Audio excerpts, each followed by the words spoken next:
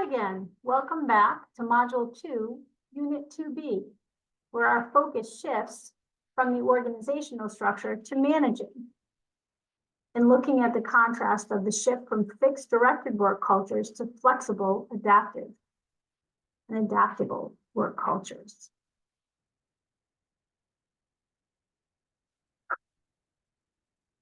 Once again, this project was made possible with funding from the Rhode Island Office for the Post-Secondary Commissioner's Early Child Care Education Careers Pathway Project.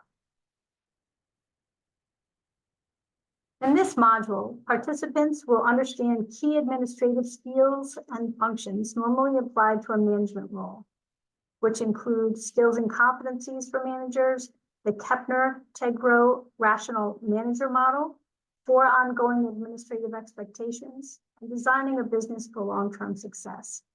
Participants will learn 7 components that interact with the structure of a successful business organization.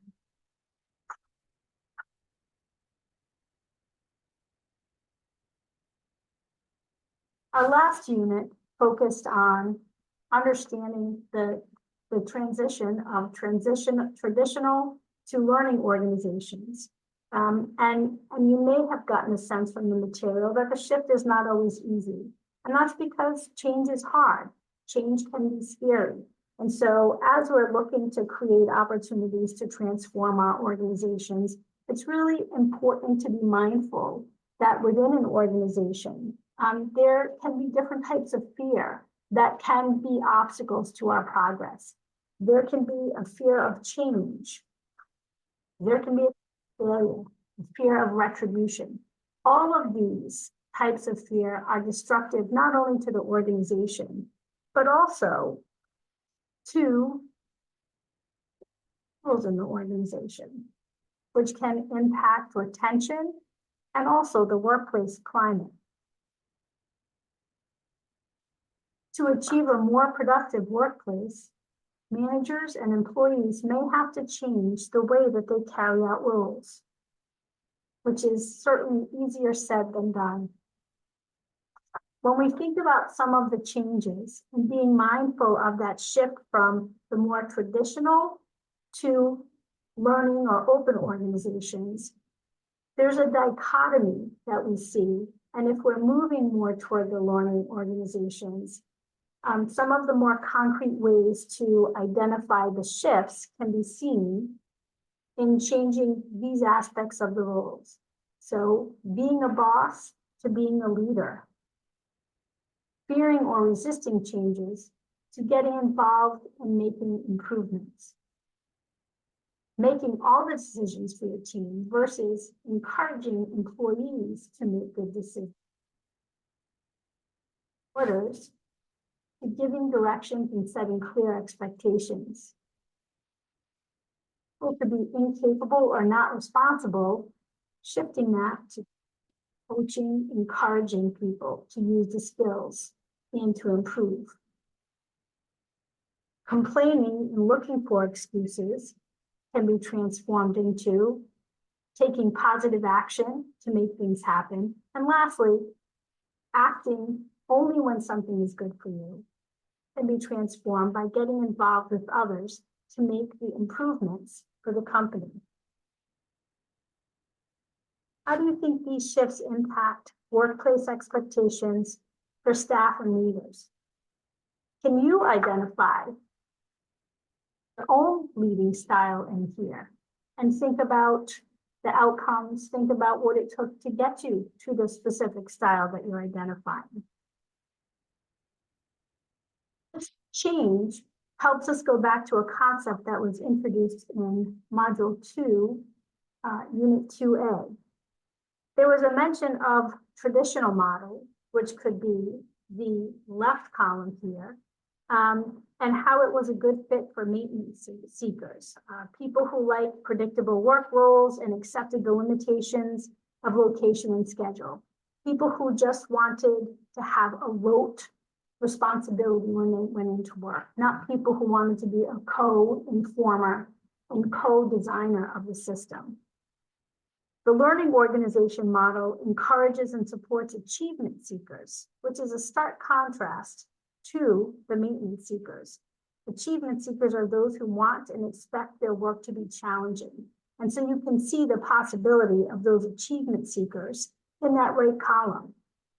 And it's not only the staff who can be achievement seekers, but we as leaders can fall from maintenance to achievement.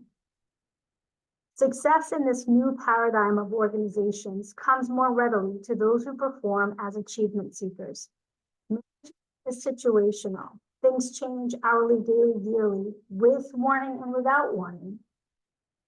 And so over-reliance on a fixed structure and rules doesn't fit the realities of all organizations. And so it's really important for us to understand the difference between maintenance and achievement seekers and how shifting our identities and our roles in the organization can help with that transformation. Let's start with just a review of these two different personalities in the workplace. There's no set formula for how many maintenance seekers and how many achievement seekers make a good organization or team. The purpose of the organization and the nature of the work influences that specific balance. But it is appropriate to consider that an organization that is designed and structured to support maintenance seekers, that more traditional approach, cannot attract and retain achievement seekers. And achievement seekers tend to underestimate the need for people who actually implement and tend to those great new ideas that they've just hatched. So they moved on to the next challenge. So you can see that there's a real balance here, right? Achievement seekers are doing some of the visioning, but we also need maintenance seekers to kind of bring those visions to life and to keep them going. And so there has to be a place for both in the organization.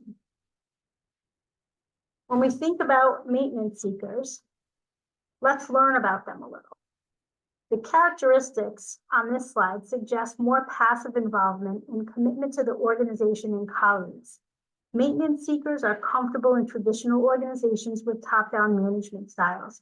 They're not looking for opportunities to innovate, but they can play a critical supportive role in being a resource for bringing to bear the visions that achievement seekers and leaders generate.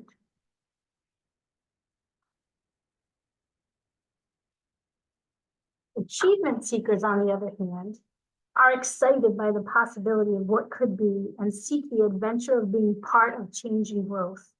Achievement seekers are more likely to thrive in learning environments.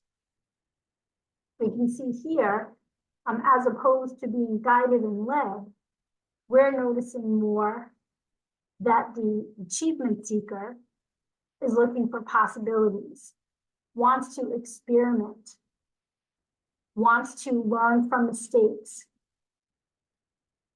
wants to become motivated and to move forward and to bring new opportunities to bear.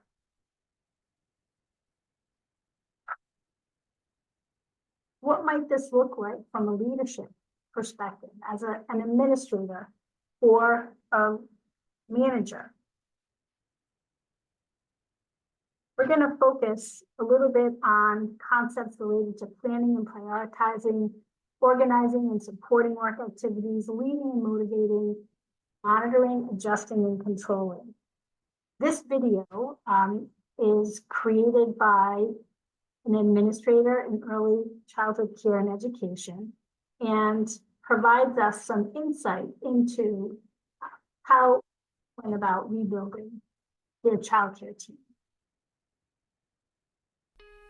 Hey guys, Erica Sakosio here with the Child Care Director's Chair, and I'd love to talk to you about 10 tips to rebuilding your child care team. I know many of you are facing the challenges of rebuilding your child care team, but don't worry, you're not alone. Rebuilding a team can be a daunting task, but with the right approach and mindset, you can create a strong, cohesive group that will provide exceptional care for the children and also help you with your business goals as well. Here are 10 tips that I can think of to help you rebuild your child care team and inspire them to excel. Now, I'm sure there's more than 10 tips, so you may have some of your own, but I thought maybe I would just help give folks a place to start. Number one is you have to foster a positive and supportive environment. Creating a positive and supportive environment is essential for rebuilding a child care team. You have to encourage open communication. You have to actively listen. And of course, mutual respect among team members. That means no chatting at the water cooler. Even if somebody needs a little more redirection, they should never hear negativity from the leadership. I need you to celebrate achievements, big and small, and provide constructive feedback to help people grow. How often are you doing one-on-ones with your staff? You really need to make sure that you're setting that time aside to do that, because if you don't, people will quickly and quietly disengage. And, supportive environments look like more than, pizza parties on a Friday. They really need to be meaningful. And so usually conversations, either verbally, also, positive notes on paychecks, positive things in the staff newsletter that you should be doing monthly. Every kind of way that you think you can communicate, to me, that fosters some type of support, whether it's coaching, whether it's collaborating together and having people work on teams. Whatever you can do to provide that supportive environment is extremely important. The other thing is, if you're allowing people to be toxic in that environment and you don't address it, that's going to go like a wildfire. So you really have to make sure that you nip that in the bud immediately, because if you don't, it says that you approve of that behavior. Number two is leading by example. As the leader, your actions speak louder than words. So I want you to show your team what it means to be dedicated or compassionate, and certainly professional. So you have to lead by example and demonstrate the values and behaviors that you expect from your team members. Do your team members even know your values? How often do you talk about your core values and your mission? And then how your actions implement those within your program. So for me, we have 4 core values. It's family. So that means everybody that comes to my program, I treat like family. I know a lot of companies say that. It's kind of almost a tagline for everyone, but I really truly mean it. Also, community. Giving back to my community is something that's very important to me. I grew up in the community where my program is. I live in the community where my program is. And I know I'm not the only one. For many of you, that is true. Professionalism. Professionalism is just something I really, truly believe in for myself, certainly and foremost, and then for the team that works along the side of me. I believe it's super important for us all to be professional as much as we can. And then passion for teaching. If you have people who are not passionate about teaching, that certainly can kill your environment. You need all of your team to be A players. And I know that's really hard. And so with, the staffing shortage right now, you have to find people who are excited to work with children and are excited to learn as well. So I think the best teachers are ones that continually learn and, really hone their craft. And you may have to find some folks who have never worked in childcare before, but are really passionate and are fun and have skills that they can bring to the table. And then you help them in the areas that they need additional training. Number 3 is encouraging professional development. You have to invest in your team's professional growth and provide opportunities for training and development. Encourage them to attend workshops or have workshops on site at your program. Conferences are another great way to have your team learn some skills, and webinars. And I would say when you're looking at these, They don't all have to be childcare related. Think about what other skills do great leaders on your team need. Do they need to know how to communicate better? Do they need to know how to understand budgets? Do they need to know how to provide great customer service? Do they need to know, the best practices, not only in the field of childcare and early education, but do they need to know best practice in business in general? So there's so many different things that you can have your team participate in that might get them recharged and excited. Who knows who you might find? You might find a teacher is really excellent at bookkeeping, and maybe they help you after hours with your QuickBooks or filing or organizational skills. I know at my center, I am probably not the most organized. Well, I'm definitely not the most organized, but I have some folks who are really super organized in whether it's the classroom, whether it's filing, whether it's just putting things together. I'm more of a big picture kind of person, and big picture people need people who really pay attention to details, reel them in sometimes. So look at those skills that your team has and encourage professional development on the areas that we need continued growth as a group. The other thing is, as a leader, you should be attending these professional development opportunities with your team. It shouldn't be like, yeah, you guys go to this, so let me know how it goes. You should be part of that, which segues into, segue into promoting collaboration and teamwork. Building a strong team requires collaboration and teamwork. So encourage your team members to work together and share ideas and support each other. It also helps foster a sense of camaraderie and unity, and it will help improve communication, problem-solving skill, and overall productivity. So some examples of working together could be, maybe you do something fun like have a bulletin board contest where you have all of your toddler teachers come together to create the best bulletin board, or all of your pre-K team come together to put the best bulletin board, or a contest or some type of promotion where all the teachers share their ideas, and then the team as a group picks the top 3, and then you implement those ideas. And you could do that on an ongoing basis as a way to get new ideas that are not just coming from your desk, but coming from everybody.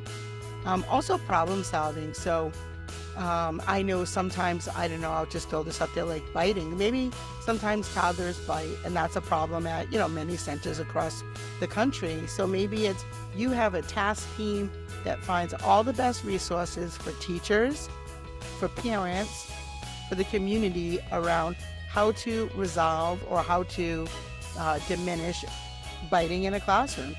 And then maybe you put together a workshop and your team presents it to families. So there's so many different ways to promote collaboration within your center. My 5th tip would be recognizing and appreciating efforts. Everyone likes to be recognized and appreciated for their hard work. Everybody likes it maybe differently. So sometimes people like it in private, sometimes people like it public. So really understand how your staff like to be acknowledged. An acknowledgement of the efforts of the team members regularly, it has to be on a continual basis. So whether it's a simple thank you note, a shout out during a team meeting, or an Employee of the Month program, recognizing their contributions will boost morale and motivate them to continue to give your best and their best.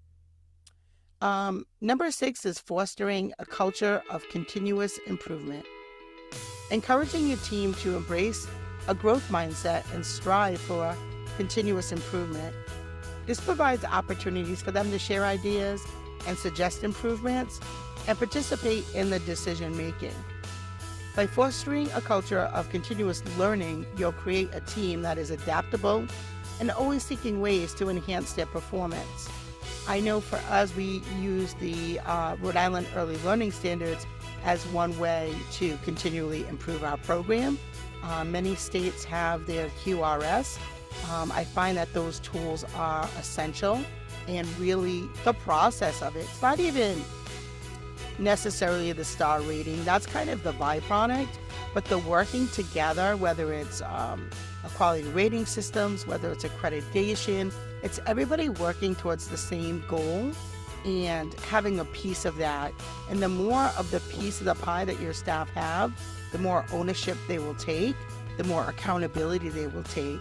And again, it just helps create an environment where people can grow, because it isn't just about growing your children, it is also growing your team. And parents even get a little piece of the quality rating systems or accreditation as you create boards and allow families to come in and be part of the program, participate, give valuable feedback. Many times they offer resources, whether it's their time, energy, money, skills. Really, again, the more that you invite the community in and invite people to take on parts of your center, the more engaged they're going to be. So it really just does propel your business to the next level. The next thing is prioritizing work-life balance. I think now more than ever after COVID and how quickly people saw that lives could change instantly, that we definitely prioritize a work-life balance. So recognize that your team members do have life outside of work. Encourage a healthy work-life balance by promoting flexible schedules, offering support for personal commitments, and providing resources for self-care. Because I believe that when your team feels supported and balanced, they'll be able to engage more and stay motivated in their roles. Now, with that being said, I do know that I have spoken to many directors and feel that sometimes they have been taken advantage of when it comes to the work-life balance. So, the work part is also in that sentence. So, you want to make sure that everyone gets equal time off, because your A players typically will be the last ones to ask for time off, or they'll reschedule appointments that they've had for months on their calendar. You really want to make sure that you make every effort to make sure that your A players also get time with their families, also get time to do things that are important for them. And in terms of self-care, you can even do some things at your program, like maybe have a smoothie day, or have a time where your staff goes to a spa, or creating a walking club, or a fitness challenge, or instead of pizza in the lunchroom, maybe you guys do, salad and wraps. So think about whatever kind of ways that you can really promote that work-life balance and help your team stay, at top prime condition. We all need a brain break. We all need to take care of our mind, our body, our spirit. And a great employer recognizes that and will do that. Tip number 8 is build trust and empowerment. Trust is the foundation for any successful team. Building trust must be transparent, honest, and reliable. Also, delegating responsibilities and empowering your team members to make decisions and take ownership of their work. Because I feel like if they feel trusted and empowered, they will go above and beyond to meet your expectations. So, for example, could be something as simple as cross-training, 12 people in your program to do a tour. The director is not the only one who knows how to do a tour, or certainly shouldn't be the only one who knows how to do a tour. I think all of your team should know how to answer a phone, how to give a tour to a family, what they should do during a tour in their classroom if you're bringing somebody in their room. So there's just different things that you can do to really allow them to take on some of the roles and responsibilities in the program. And that builds trust that you believe in their skill. And it builds empowerment that you're going to let them take charge of some things that maybe aren't normally in their job description. And then again, trust is the foundation of a successful team. And when trust starts to break down, you have to work really hard to rebuild it, as you would in any relationship. Tip number 9 is foster a sense of purpose. Help your team members connect with purpose and the impact of their work. Remind them of the positive influence that they have on the children's lives and the families that they serve. And when they understand that significance of their role, they'll be motivated and committed to providing exceptional care.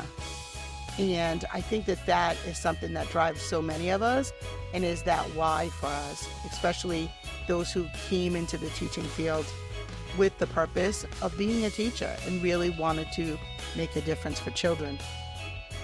And lastly, celebrate successes together.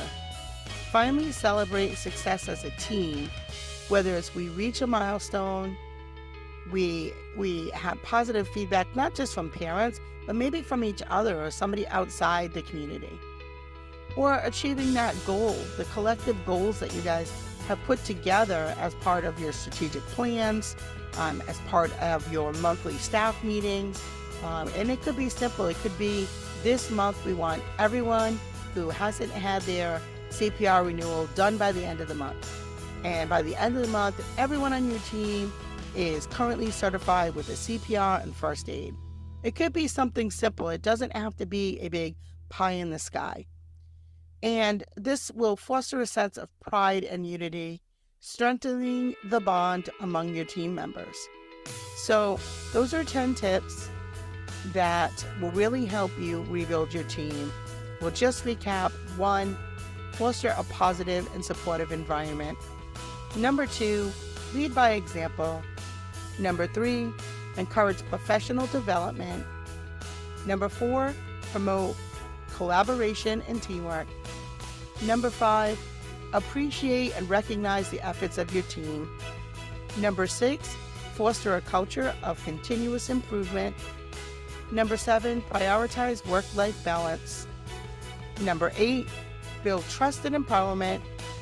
Number 9, foster a sense of purpose. And number 10, celebrate your successes together. So I hope that this information has been helpful for you. I hope that you were inspired to re-energize your team. Make sure you get rid of the D players because they are killing your vibe. And hope you tune in tomorrow. We'll see you then for our next tip. Have a great day. This has been the Child Care Director's Chair. That video offers an opportunity to really touch on many different aspects that we've been looking at from the learning organization perspective, integrated learning, and how that actually can get interpreted by an administrative and early childhood care and education facility. You could see a lot of her comments focused on the awareness, and then the whole idea of organizing and supporting work activities and leading and motivating the staff. So the relationship piece of it really came across. What resonated with you? What opportunities did you see? You'll have an opportunity to focus on that in your assignments online after this video. Let's move, as we're coming to the end of the model, let's move into kind of shifting away from the ECCE perspective and going back into some of those different tools. So we're going to look at a model to support managers as they're looking for integrated approaches, and resources that can help them with evolution and transformation of their organization.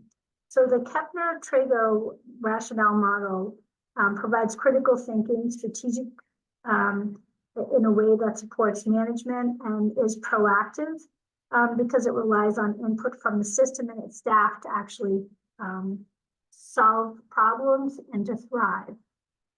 And so we're going to take a quick look at this video as a way to do some of what we just saw in the video before this.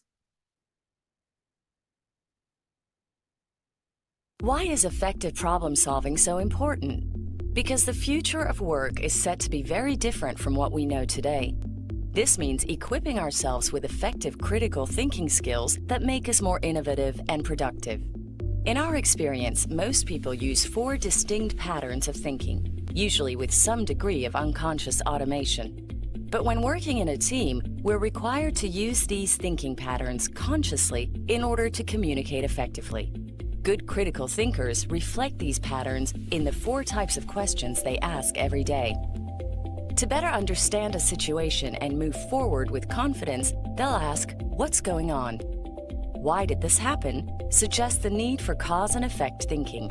This is the point at which a move is made from observing the effect of a problem to trying to understand the cause. Once the cause is known, steps can be taken to correct the problem.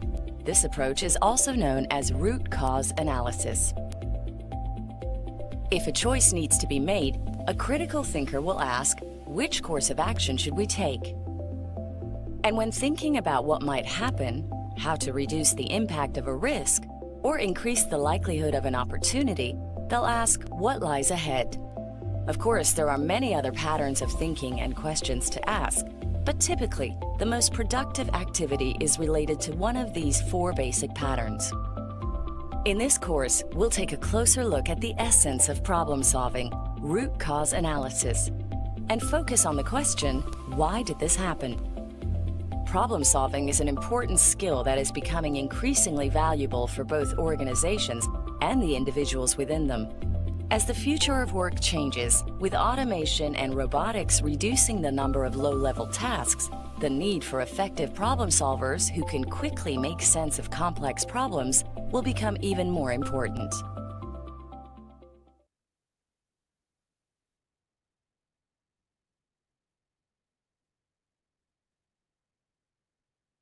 So if you take that process and adapt it to a childcare setting, think about as leaders an issue that you've been dealing with, how to facilitate and make professional development available. It could also be something that I hear an awful lot from folks working in the industry about recruitment and retention of employees. And so think about that process.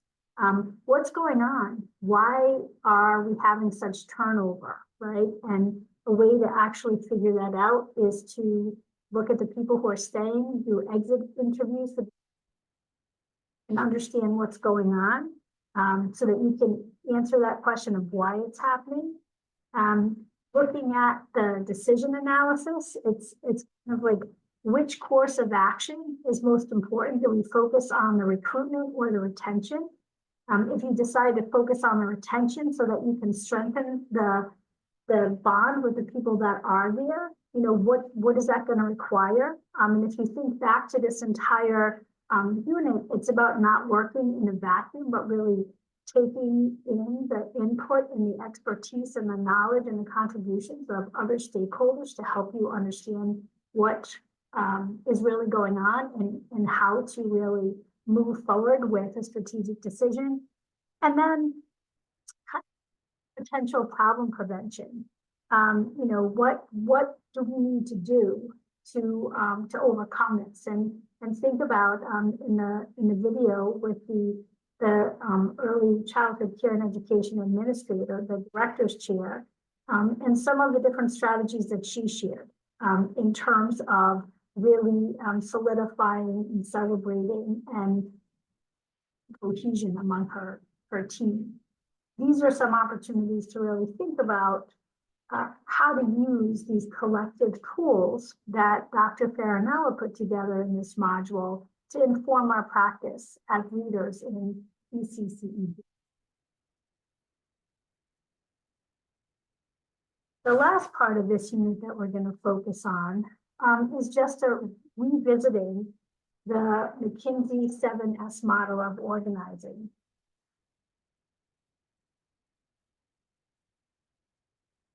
The opportunity not to think about the organizational structure, but to think about leadership roles and how these different components, kind of building off of everything we've been talking about in this unit and the previous unit, how these components actually are an opportunity to help you understand the role of leading.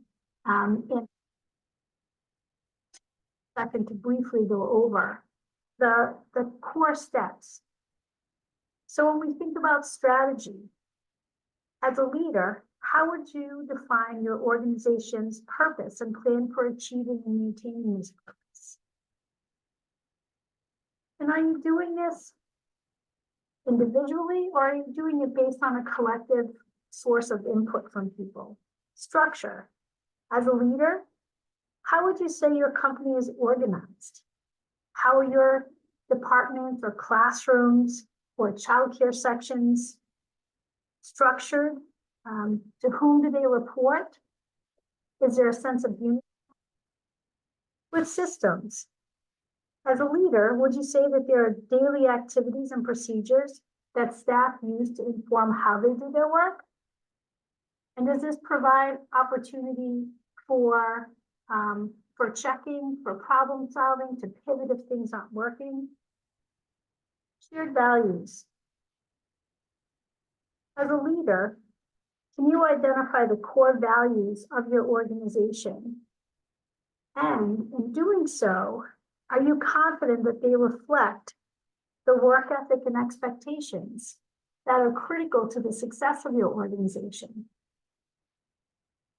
In asking this question, it's not enough for you to know what the shared values are, but are you confident that everyone working in your organization not only understands, but feels a sense of responsibility for carrying them out, because they too not only know them, but believe in them?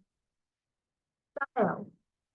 Is your leadership style and the style of managers in the organization, is it supporting the outcomes that you need? Everybody moving in the same direction? And if not, what opportunities to really create that sense of unity in the leadership and to bond that with your staff? As a leader, do you feel confident in your employees and in their capabilities and their expertise to carry out the work and/or services that are the cornerstone of your organization's success? If yes, what do you attribute that success to? And if you don't have the level of confidence that you want, what can you do to really understand why? And if we go back to the previous video, what opportunities exist so that you can really move staff in this direction? And then lastly, as a leader, would you say that the skills and competencies of your current employees, including assistant managers, other leaders, are sufficient to really represent and execute the outcomes and the values of the organization? Again, if yes, have this be the truth. If not, how do you take this lack of fit with where you want the organization to be, and to recalibrate it? What needs to be done? We've come to the end of the module. And now that you've completed module 2, unit 2B, you've added management strategies to your understanding of structural components of traditional versus learning organizations. And you've explored fear and stagnation and how it can positively or negatively impact not only your staff, but also leaders' roles and responses to the organization. I also hope at the culmination of these 2 module 2 videos that you've started to think about your own organization and management styles. And that in doing so, that there's been an opportunity to start to think about how these models and information apply to or reflect positively on the good work that you're already doing. Please turn your focus now to the activities aligned with this module 2, located in your syllabus, so that you can start to reflect on your own practice experiences, build opportunities to transform areas that you're focused on based on your learning assessment. Soon you'll be getting videos for module 3, which focuses on workplace motivation, managing and leading. Thank you.